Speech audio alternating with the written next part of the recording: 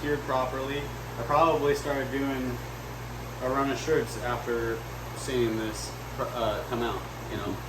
So he was just saying, Jerry was just saying that he uses this in between to just flash cure the colors in between, and then he uses this new conveyor belt for the final 45-second or whatever time to do the final dry. But he actually has these test little pieces in order to not mess up the shirts, because they call them pellets or some pellets. Pellets, okay. I don't know. I call them tubes. They're tubes, just like a tube, which is cool because you can print on it, and then, you know, print on a different surface, and then once you've utilized all that space, you can flip them inside out and do some more printing on the inside of the, you know. Yeah. And I actually don't flip them inside out, because I find that if you're printing over something that's on the inside of the shirt, it kind of shows up and it messes with your print, so you don't really get a good accurate idea of whether representation of what you're getting. But then you just take it, if you're going to cure it, the heat's off on it right now, and just the as an speed's example, way up. And then it just goes, and then this is a cool thing that I decided to do. So I just have this here, so certain sizes will fall into certain drawers or something. yeah, It's like, yeah. okay. Once I've printed all the smalls and mediums, and they, you know, fill up this drawer, then I'll close it and open up the next drawer and do my larges and XLs, and then 2X and 3X in the bottom. Awesome. But yeah, that's a new addition to your. Yeah, this was a lifesaver, because I mean it literally cut our production time in half, and when it takes you like 40 hours and that turns into 20 hours, you just got half your life back, and you know, everything else that you've been wanting to get done, you can get back to doing those things too. So in terms of a wish list for screen printing, what would be the next investment to make your life that much easier? A new screen printer, or right up there with a new screen printer is a new exposure unit, because I bought that exposure unit, and it's like, I didn't know anything. It was one of the first things I bought was the exposure unit and the screen printer. I'm stuck using these small screens because of the exposure unit. So probably more important than anything would be a bigger exposure unit. Okay. Which is, you know, in the dark room. That way I'm not limited to buying these screens, which are hard to find because they're smaller than average screens. And so these are like the screen size that I get to use. And it also is difficult when you're doing a full-size image, because these screens actually are tighter towards the frame than they are in the middle. And so if I have an image that's too close to the edges, then it'll be more difficult to press. Okay. Yeah. So probably that, an exposure unit. But that, I mean, right now it's, you know, we're totally happy with the setup so far, and making it work. It's been working really good, I think. And I actually bought all the components that I need to convert my exposure unit into an LED unit. So that's like. But I thought the LEDs didn't have UV rays. No, not an LED, but well, it's not in here. It's all in the dark room. Okay.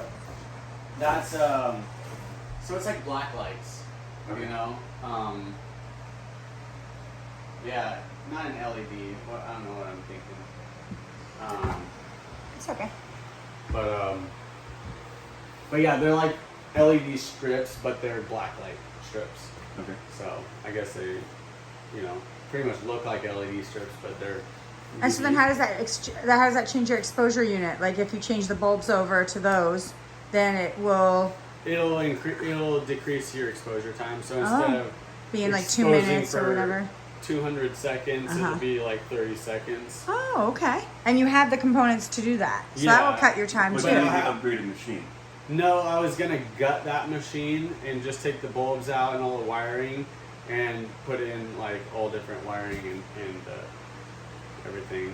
But That's a project that you're right in the middle of the throes of making more sure you can't do that. You can't take that part when you while you're still using it to expose screens. But Yep. I had like a ballast go out on it, and I was looking at the replacement cost for the ballast, and I was like, man, for $50 more, I could replace everything in here and make it into a more efficient machine. But then I'm still stuck with the screen size. So I might actually do that and then resell the machine, because the value of a unit like that, I can't remember the name of it, is like double what I paid for the exposure unit. So I may just like get a full return on my investment with that exposure unit. Yeah. And some, especially the price of everything that's gone up. So. Oh yeah, definitely. Like, yeah. But then I would put that money straight towards my new unit. But actually, if anything comes up, I'm out of business. I have to have A backup an of everything. exposure unit. Yep. Some people use shop lights and things. There's other ways. Like you can set it out in the sun, but then you're talking like much more variation and consistency with your exposure times, and it's really hard to. I wouldn't want to take a chance on it, just because washing out the screen and then coating it with emulsion, letting it dry overnight, and then exposing the screen just to mess the screen up is like, I'm not trying to waste all that time. So I want it most foolproof plan as I can get. I don't need any extra variables in my system. Yeah. It's smart. And you know what? If you can keep backup, systems, it's like they say it's like two is one and one is none. Yeah. Yeah. So. Yeah, and it wouldn't be bad, like you just said, like to have that as a backup exposure unit. That's a good idea too. And I actually have another press too. When I bought this one, I bought two of them at the same time. Well, and as you expand the business, and maybe when you're training an employee, you can actually be working alongside them and seeing whether they maintain the quality of the work, and then you could just be there right next to them as you have a larger space and do all that to be able to transfer you over. Yeah, if I could have. Well, and it depends on where the business goes. If we end up having that sort of demand, that would be awesome, right? Like to hire people to keep up. Well, there's more freedom-loving businesses that are starting all the time. I mean, Lucia was just talking about your neighbor doing coffee and Mylar bagged beans and stuff, and there's more and more people that are starting to figure out how to go off grid and how to go, outside of the main system, and and we're all going to be finding more and more of us. I mean, John and I just started basically the YouTube channel that we have, and so eventually we might have people that want to wear our t-shirts, who knows, but hopefully, we'll just keep pointing people towards you, and you will grow quickly and hopefully not work you too hard. Yeah. Well, we're not afraid of hard work. It's just a matter of, with a two-man show, having things done in a timely fashion, which is something that we're actually getting a lot better at.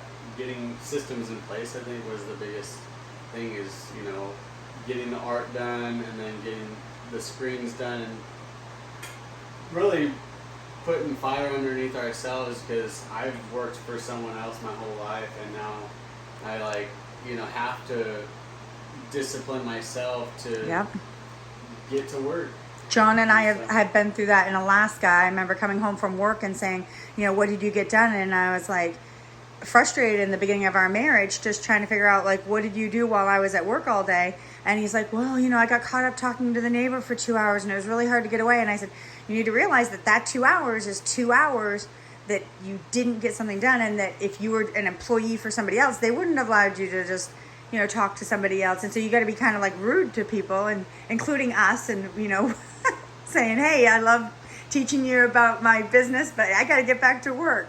But we are so blessed to have had you explain this to us. You want to just expose this on the screen with me? No, let's bust it out, right? Let's get to work, Well, yeah, because I got it. I awesome. mean, if everything goes well, we can get some screen printing on camera too. Awesome. That's what we're doing today. Yep, that's what you're doing. You're trying to get the job done. Blanks for refuge, and Woohoo! I want to make sure that they get out the door by tomorrow. Awesome. Yeah. Okay, I'm going to stop this video. We're going to get to work. Okay, cool.